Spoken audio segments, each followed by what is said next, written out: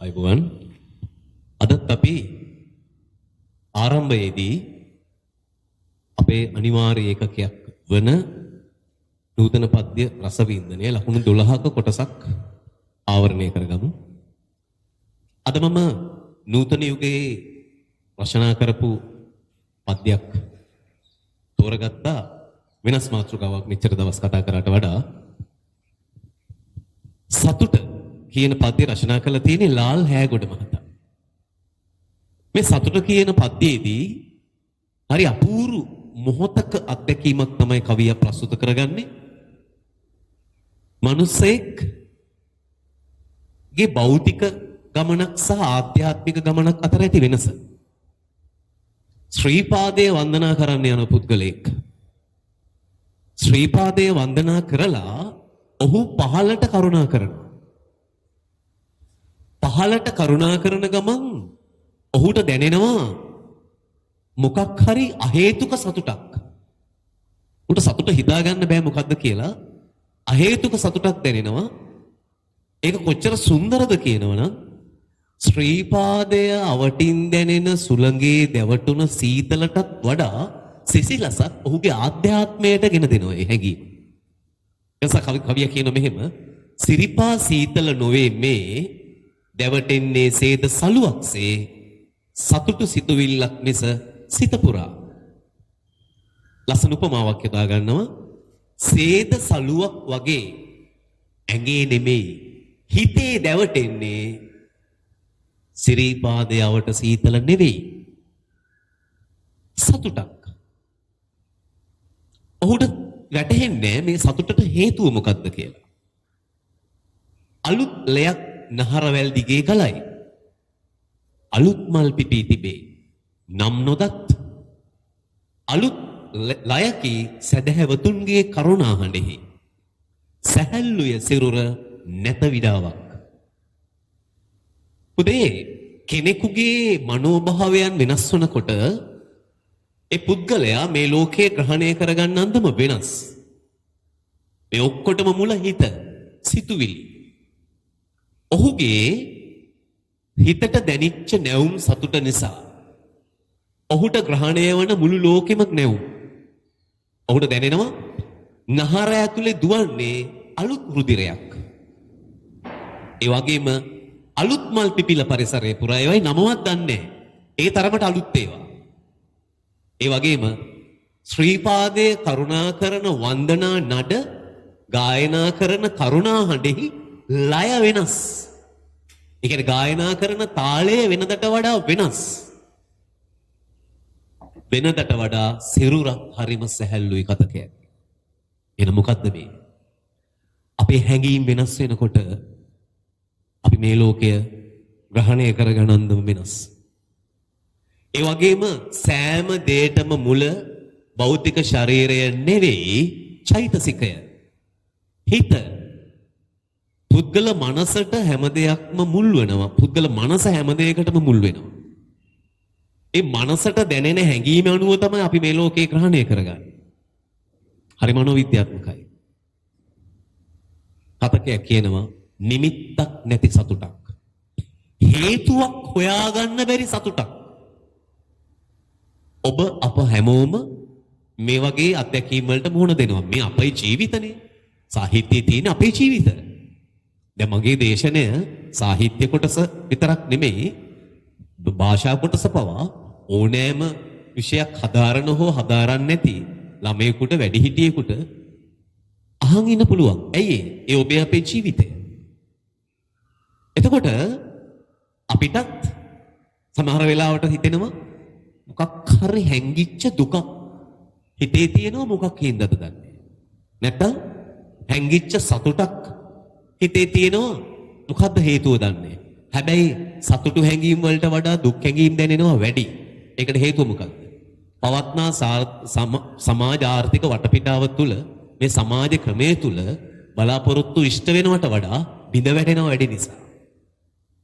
එතකොට ඔහුට දැන් මොකක් හරි දෙයක් සිහි වෙනවා. පහළට කරුණා කරමින් සිත තුලද සැරිසරමි නිමිත්ත සොයා මේ සතුටු හැඟුමේ. දැන් බලන්න ඉතින් හරිය ලස්සන වැඩක්. ඔහුගේ භෞතික ශරීරය ශ්‍රී පාද ස්ථානයෙන් පහළට කරුණා කරනවා. හැබැයි ඔහුගේ ආධ්‍යාත්මය ඉහළට කරුණා කරනවා. මොකක් හොයාගෙනද?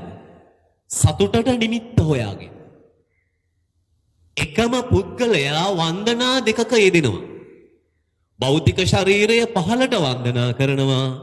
චෛතසිකය ඉහළට වන්දනා කරනවා. අමතක වූ වචනයක් මෙන් දිව අග ඇති තනිමි එහෙත් නොදනිමි. බලන්න හරි ලස්සන උපමා. අපි කටවහරේන උපමා. ඔබ අපි හැම වෙලාවකම මොකක් හරි අමතක වුණාම යාළුවට කියනවා, ළඟ ඉන්න කෙනාට කියනවා, "ඒ දිව අග තියෙනවා මට මතක් වෙන්නේ නැහනේ" කියලා. ඒක බලන්න කවිය උපමාවකට යොදාගත්තා. අමතක වූ වචනයක් මෙන් දිව අග ඇති දනිමි එහෙත් නොදනිමි. බලන්න මේ වචන කොච්චර ප්‍රබලද කියලා. දන්නවා. සතුටට නිමිත්ත දන්නවා. දන්න නිසානේ සතුටු. නේද?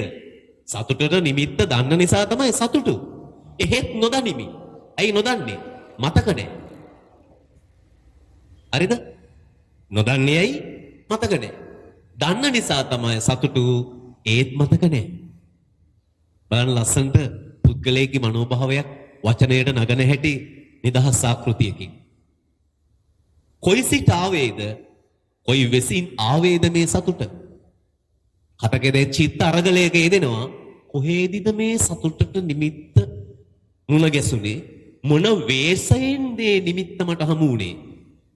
මේ සතුටට නිමිත්ත මට මුණ ගැහිච්ච ආකාරය හා අවස්ථාව සිහිපත් කරනවා.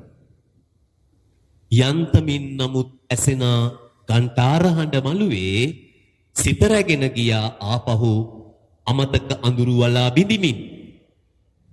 බලන්න ප්‍රබල ව්‍යංගාර්ථයක් පාවිච්චි කරනවා කවියා. යාන්තමට ඇහෙනවා ශ්‍රී පාද හඬ මළුවේ. මොකද කියන්නේ ව්‍යංගයෙන්? ශ්‍රී පාද මළුවේ හඬ යන්තම් ඇහෙනවා කියන්නේ ඔහුගේ භෞතික ශරීරය උඩමහලෙන් බොහෝ ඈතට ගිහිල්ලා. කතකගේ භෞතික ශරීරය උඩමහලෙන් බොහෝ ඈතට ගිය නිසා ගන්ටාර හඬ ඇහෙන්නේ යන්තම්.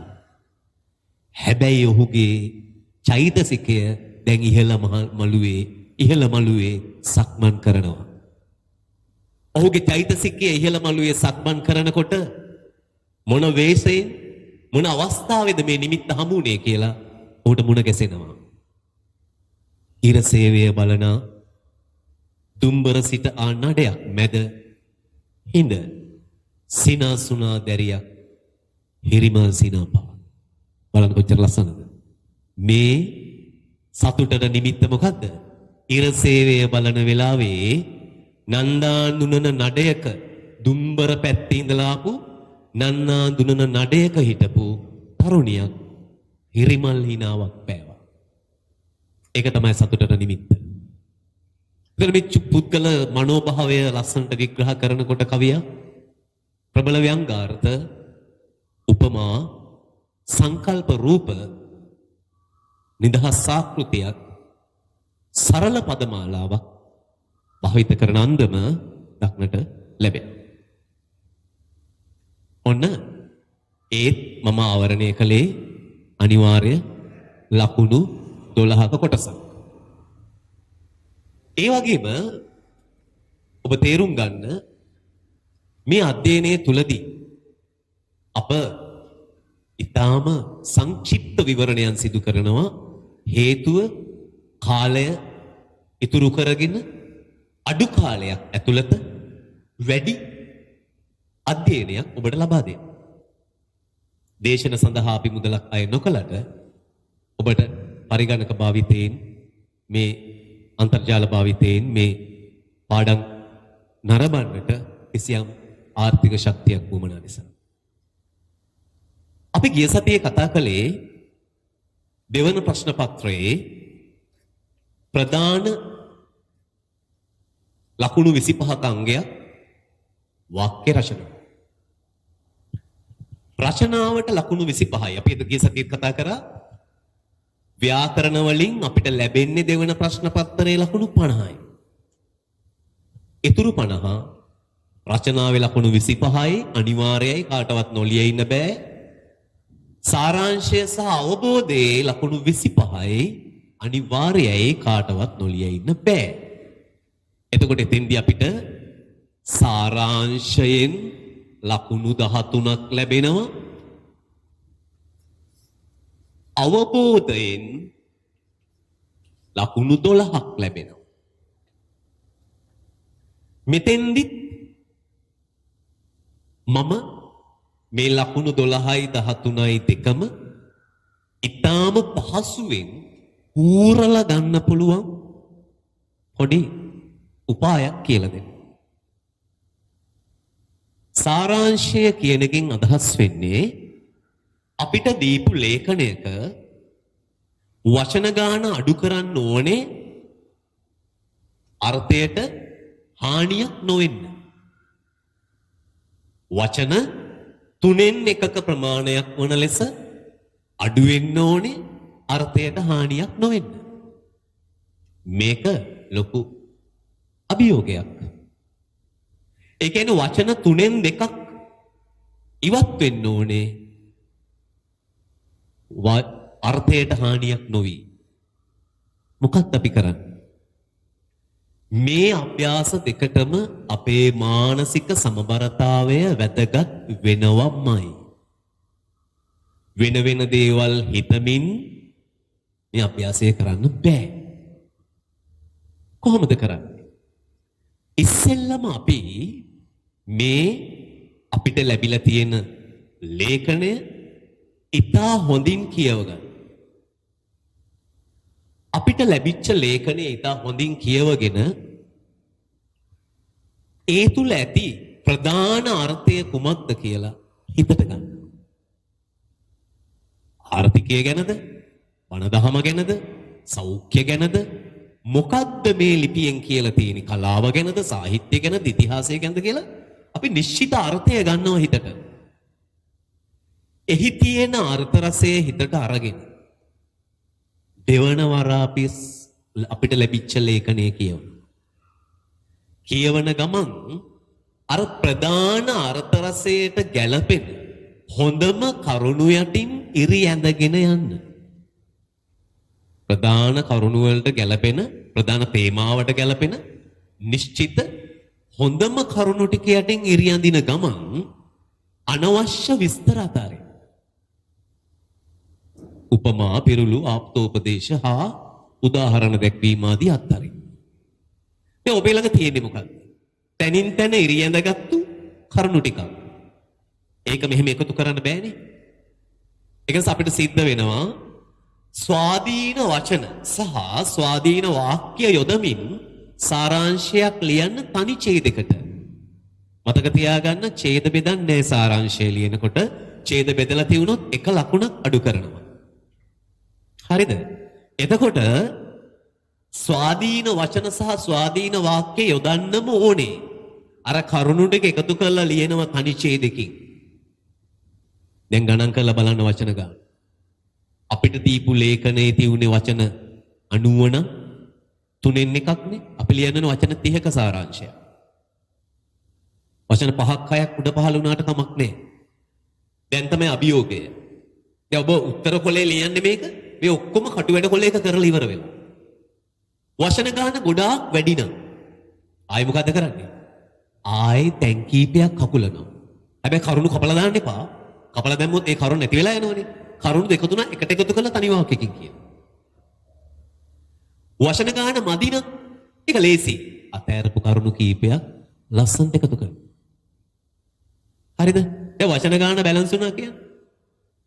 ඔය ලියපු සාරාංශයට ලැබෙන්නේ ලකුණු 8යි. ලකුණු 8යි. ඔබ කල්පනා කරන්න එතකොට ඉතුරු ලකුණු ආයි භාෂාවට. වචන ගාන සීමාව තුල පවත්වගෙන යනවට ලකුණු 2ක් ලැබෙනවා. අනිත් ටික ඔබට මතකද රචනාවේදී මං කව භාෂා කරුණු. අත් අකුරු පැහැදිලි වෙන්න ඕනේ, වාක්‍ය නිවැරදි වෙන්න ඕනේ, පිල්ලම් ආදී ලක්ෂණ විරාම ලකුණු නිවැරදිව ගැලපෙන්න ඕනේ, නිවැරදිව පද බෙදන්න ඕනේ. කියන දේ නිර්වුල්ව පැහැදිලිව කියන්න ඕනේ. ඒකට තමයි ඊතුරු ලකුණු 3 ලැබෙන්නේ. එන රචනාවට වගේම සාරාංශයටත් භාෂාව බලපාන. බලන්න අන්න ඒ විදිහට සාරාංශය ලේඛනගත කරනවා. ඊළඟට ප්‍රබල මානසික අභ්‍යාසයක් තමයි අවබෝධය. ඇයි අපි කියන්නේ?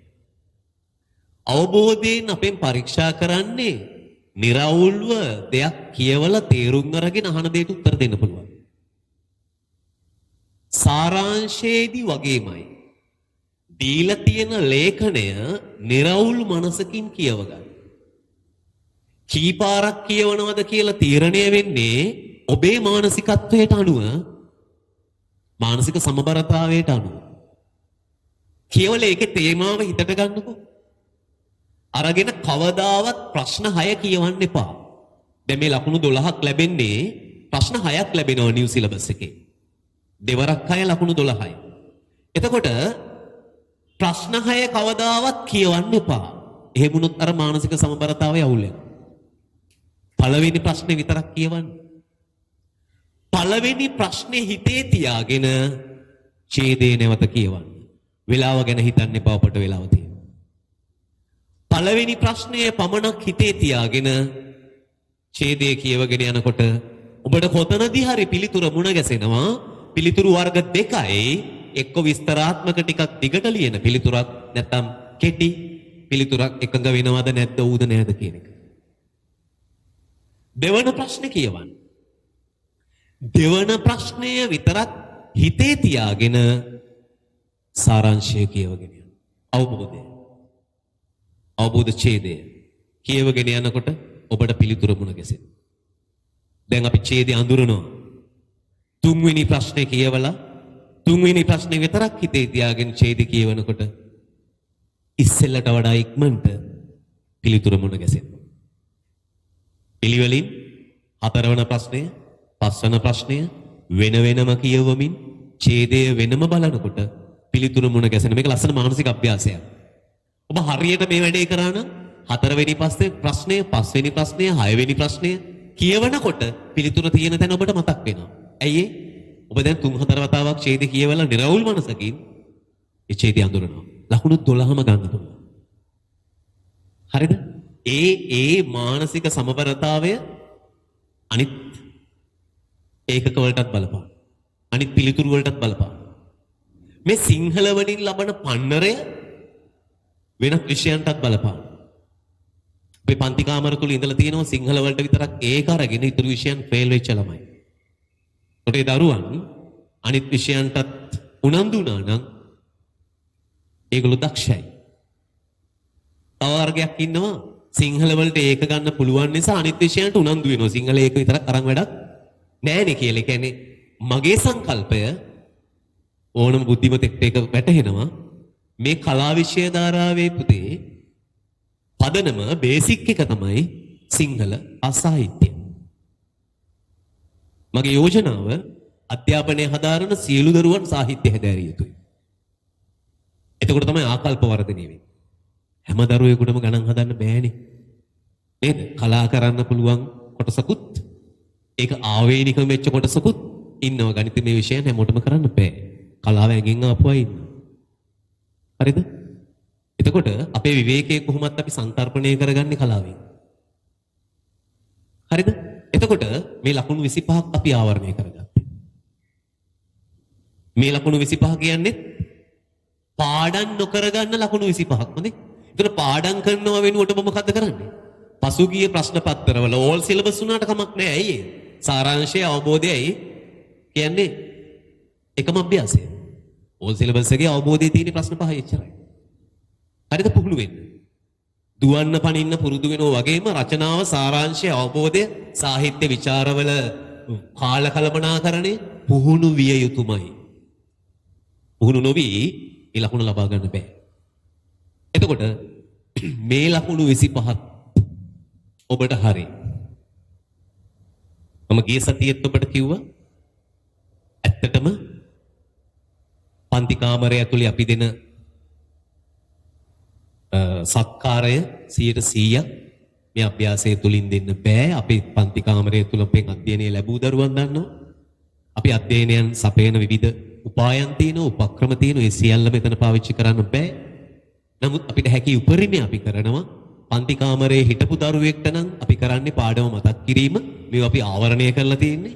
නොහිටපු දරුවෙක්ට මුල සිට මේ අධ්‍යයනයක් ලබා ගන්න පුළුවන් කොහේ හෝ සිට අපේ සංකල්පය මොන පාත්තියේ පිපුණත් මල් කියන්නේ මල්, කොහේ හිටියත් දරුවන් කියන්නේ දරුවන්. ඔවුන් මේ තුලින් සත්කාරය ලැබිය යුතුයි. මොකද මේ ලෝකේ දරුවන් තමයි වැඩිහිටියන් වෙලා මේ ලෝකේ බලාගන්නේ. හැබැයි මම ඔබෙන් මුකුත් සත්කාරයක් මට බලාපොරොත්තු වෙන්නේ නැහැ. සෝ අපේ ආයතනය තුල සෙසු ගුරුවරුන් දේ බලාපොරොත්තු වෙන්නේ නැහැ. හේතුව වැඩිහිටියෝ උගතුන් දන්න දේවල් තියෙනවා. මාත් දන්න දෙයක් තියෙනවා. ඒ අනුව මහගමසේකරගේ ප්‍රබුද්ධ පොතේදී එක තැනක ප්‍රබුද්ධ කියන්නේ චරිතයක්. ඒ චරිතය ලස්සන පොතේ මේ ප්‍රබුද්ධ පොත කියවන්න වැඩිහිටියන් උනත් ඒ පද්‍ය ආඛ්‍යානයක්, ඒ කියන්නේ කවියෙන් එන කතන්දරයක්. ප්‍රබුද්ධ දුම්වැටිය බිබී ඉන්නවා පාරේ. එයාගෙන් තව දුම්වැටියක් දල්ව ගන්න ගින්දර ඉල්ල ගන්න වෙන කෙනෙක්. ඉල්ලගෙන කිසිම ස්තුතියක් නැතුව දුම්වැටිය අපහු දීලා යනවා. ප්‍රබුද්ධ කල්පනා කරනවා ස්තුති කළේ නෑනේ. ආයෙහු ඔහුටම කියා ගන්නවා මොකද්ද?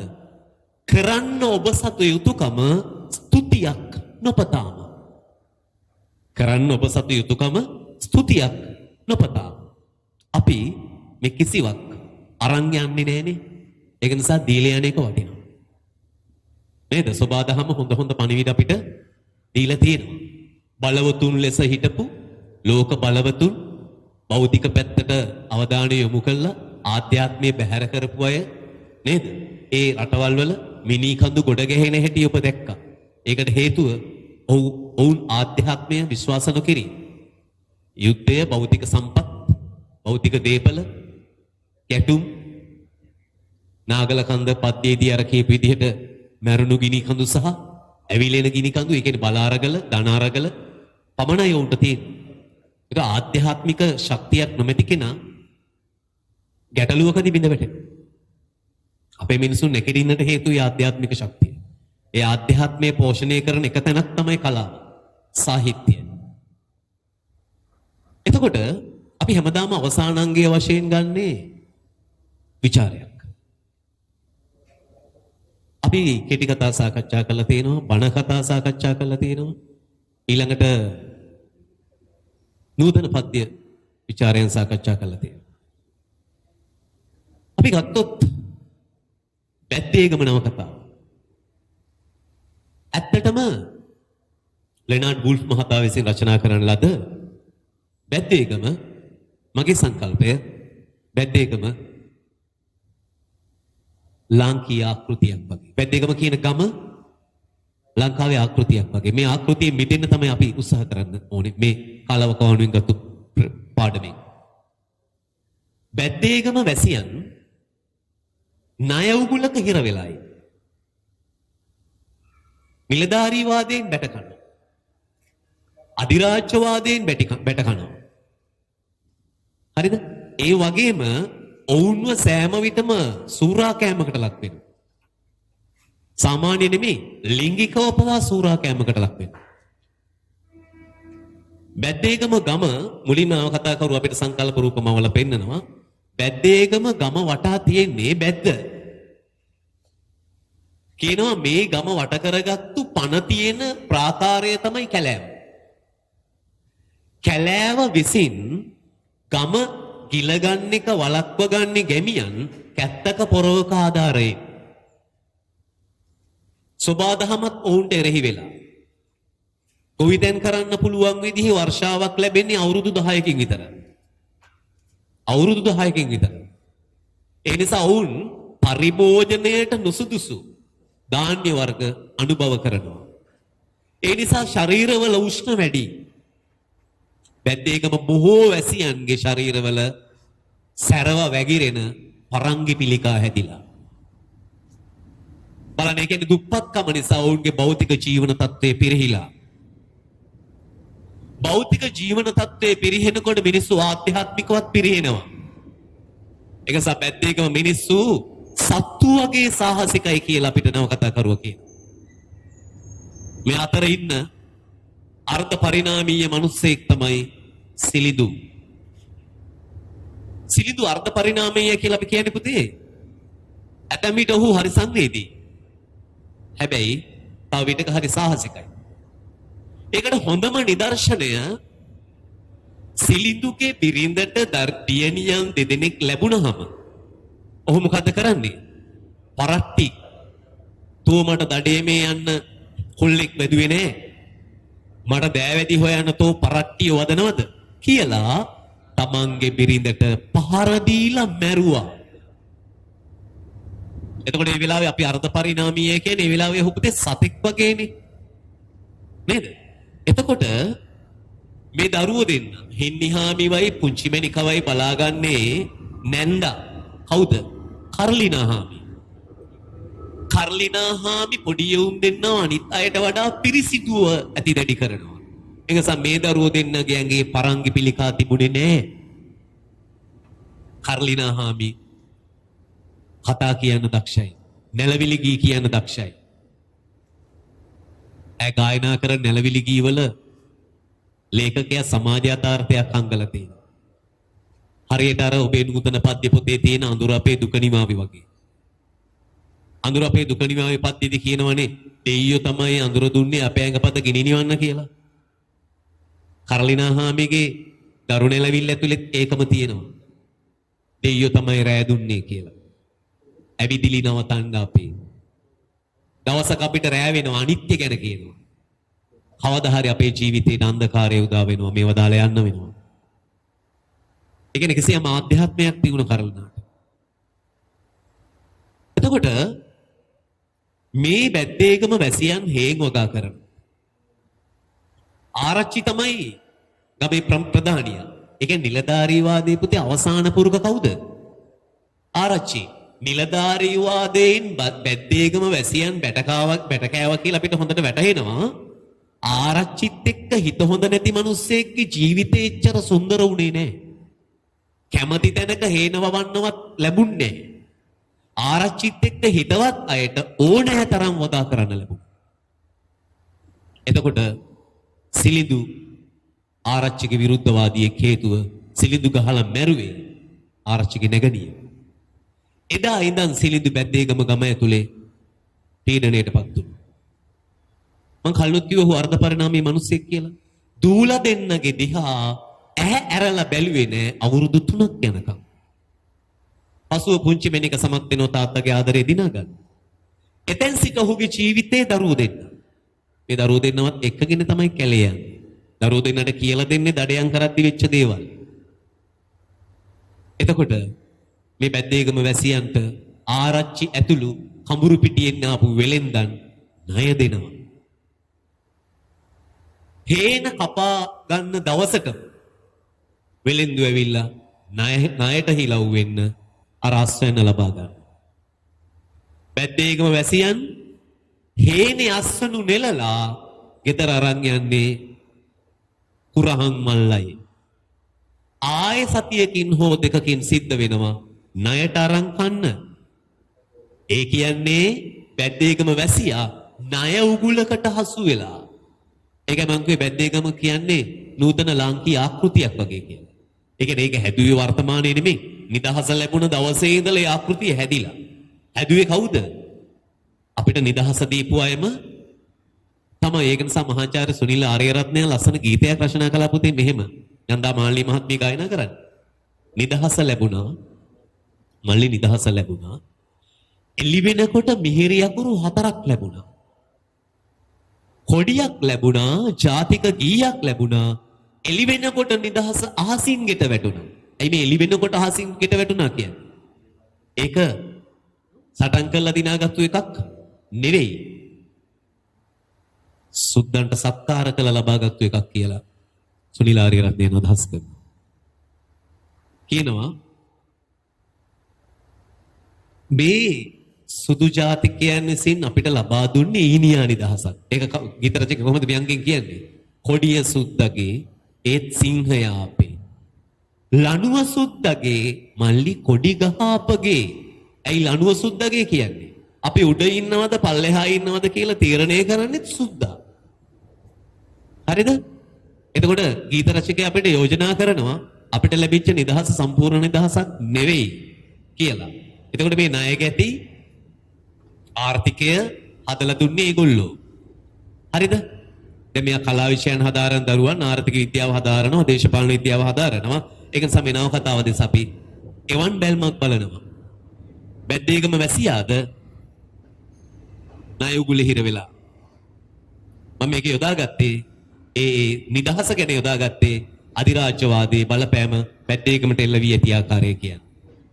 අනිත් එකේ සුනිලාරිය රත්නයන් ඒක නිදහස් බයිලා කියලා ගායනා කරන නන්දාමාල්නිය පවන කියන ප්‍රසංගයට අපි කුඩා කාලේ අපි ඇහුවා හරි ආසාවෙන්. පවන ප්‍රසංගයේ සමාජගත වෙච්ච යුගයක් තිබුණා 88 89 යුගය. එතකොට ඒ ගීතයේ අවසානයේදී කියන හරි බරපතල කතාවක් සුනිලාරිය රත්නයන්. ඒ කියන්නේ ඔහුගේ තරුණ කාලේ ඔහු රැඩිකල් විදියට පුතේ මේව ලිව්වේ. ලේ හැලුවෙත් නෑ, සුද්ධ තරහ වුනේත් නෑ, යන්න ගියෙත් නෑ, නොගිහින් හිටියෙත් නෑ. ඉන්දියාව අල්ලපුරට නිදහස ලබා ගත්තේ සටන් කළා. නමුත් අපි සටන් කළේ නෑ. සටන් කරන අයව පාව දුන්නා. ඒක කියන්නේ ලේ හැලුවෙත් නෑ, සුද්ධ තරහ වුනේත් නෑ, යන්න ගියෙත් නෑ, නොගිහින් හිටියෙත් නෑ. ඒ කියන්නේ භෞතික ශරීරය ගියා. ඔවුන්ගේ ආර්ථිකය, ඔවුන්ගේ දේශපාලනය, ඔවුන්ගේ සංස්කෘතිය, ඔවුන්ගේ නීතිය ඉතුරු කරලා. එතෙන්දි තමයි බැද්දේගම වාසීන් වගේ අපි ණය උගුලකට අහු වුණේ. ඊළඟට ඔවුන් සූරා කෑමට බඳුන් වුණා කියලා මං කිව්වේ. බදු ගෙවන්න ඕනේ. බැද්දේගම වැසියන් ඇඟබද්දක් පවා ගෙවන්න ඕනේ. ගෙවන්න බැරි නම් පාරේ වැඩට යනවා. හරිද? එතකොට දැන් සිලිඳුගේ පවුලට බබුන් සම්බන්ධ වෙලා ඒ පවුල බොහොම ශාස්ත්‍රීය වෙනකොට එතෙන්ට මැදිහත් වෙනවා ප්‍රනාන්දු මුදලාලි. ප්‍රනාන්දු මුදලාලි කියන්නේ පුතේ ඇත්තටම ධනවාදය. ධනවාදයේ විසින් මිනිස්සුන්ගේ ජීවිත සූරා කරන. පුංචි මෙනිකට අයුතු යෝජනා කරනවා. ඒ කියන්නේ ලිංගිකත්වයේ පවා සූරා කරන දුප්පතුන්ගේ. දුප්පතුන්ගේ ලිංගික අයිතීනවත් ඔවුන්ට නෑ. මම නෙමෙයි කියන්නේ ලෙනාඩ් වුල්ෆ් ඔහුගේ ඇසින් දැක්කා. පුංචි මැනික ප්‍රනාන්දු මුදලාට විරුද්ධ වෙච්ච හේතුවෙන් මම බොහොම කෙටියෙන් ඔබට කියන්න මුළු නව කතාවේම සාරාංශය. සිලිඳුට හිරේ යන්න සිද්ධ වෙනවා, බබුන්ට හිරේ යන්න සිද්ධ වෙනවා. බබුන් හිරේ යනවා සදාකාලිකව, සිලිඳු ආරච්චිව ඝාතනය කළ හිරේ යනවා සදාකාලිකව. අද බලන්න. ඒ ධනවාදයට, අධිරාජ්‍යවාදයට එරෙහිවීම අපි කලිනුත් සාකච්ඡා කළා අපේ පාඩම්වලදී. පවත්නා ක්‍රමයට යමෙක් එරෙහි වුණොත් ඒ සමාජ ක්‍රමයේ විසින් ඒ පුද්ගලයා විනාශම කරනවා. හරිද? එතකොට හැබැයි ලෙනාඩ් වුල්ෆ්ට කිසියම් බෞද්ධ දර්ශනය පිළිබඳ අවබෝධයක් තිබුණ බව වැටහෙනව කොතෙන්ද දන්නවද?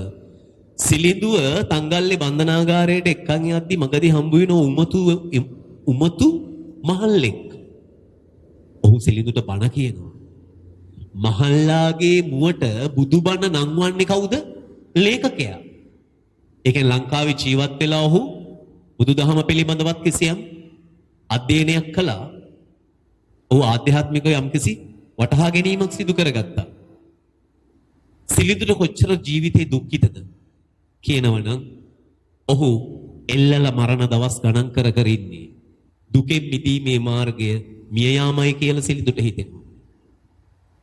හැබැයි හිර කූඩුව ළඟට පණිවිඩයක් එනවා. "බු එල්ලන්නේ ජීවිතාන්තය දක්වා හිර යනවා" කියලා. ආයෙ සිලිඳු හොඳටම කලකිරෙනවා. ආපහු මේ දුක්බර ජීවිතයට මම මුහුණ දෙන්න ඕනේ නේද? ඒ කියන්නේ තිලින්දාට මරණය සැපතක් ජීවිතයට වඩා. අපිට බැද්දේගම නව කතාව ඇතුලේ චරිත ගැන, ඒකේ සංස්කෘතිය ගැන, ඒ තුල ඇති සමාජ ලක්ෂණ ගැන මේ විදිහට කතා කරන්න පුළුවන්. මේ මහා ලොකු මාතෘකා මම සම්පින්දනය කළ ඔබට කියන්න. එතකොට අද වීඩියෝ පටය අවසානයේදී මම ඔබට කියන්නේ මේ කාලය ඇතුළත, මේ විවේක කාලය ඇතුළත විනාඩි 30කින් ਵਿਚාරයක් ලියන්න පුරුදු වෙන්න. පාඩම් කරලා ඒක මෙනෙහි කරලා නැවත කොලයක් අරන් තනියම ලියන්න. ඒක තමන්ගේ සටහනත් එක්ක ගලපලා බලන්න හරිද කියලා. සාහිත්‍යයේදී ඔබට සිද්ධ වෙන්නේ මොකද්ද? වෙලාව මදි වෙන එක. පැය භාගෙන් ලියලා වෙලාවත් එක්ක බලන්න සසඳලා මගේ උත්තරේ සම්පූර්ණ කරුණු තියෙනවද? මට පැය භාගෙන් ලියත හැකිද? සාරාංශ ලියන්න. මගේ දරුවන්ට නම් මම පන්තියේ හිටපු දරුවන් එහෙම ભેදයක් නැහැ එහෙම කිව්වට තරහ වෙන්න එපා. මේ වසංගත රෝගේ ආරම්භ වෙනකොටම දීපු නිබන්ධනයේ අභ්‍යාස රාශියක් ඇති. අවබෝධ වලට පිළිතුරු සපයන්න මාකින් ස්කීම් එකක් ගත්තාම උත්තර බලා ගන්න පුළුවන්. රචනා ලියන්න, වචන සීමාව බලන්න, සැකිල්ලක් හදාගෙන රචනා ලියන්න. හරිද? බණ කතා පොත අමාරු වචනවල තේරුම් සමග නැවත වරක් කියව ගන්න, කෙටි කතා පොතක් කියව ගන්න. වැඩියෙන්ම වටිනවා ඒ කියවීම. අද අපට පුළුවන් බැද්දගම කියවන ගමන් මං කියපු අත්හදා බලන්න. එතකොට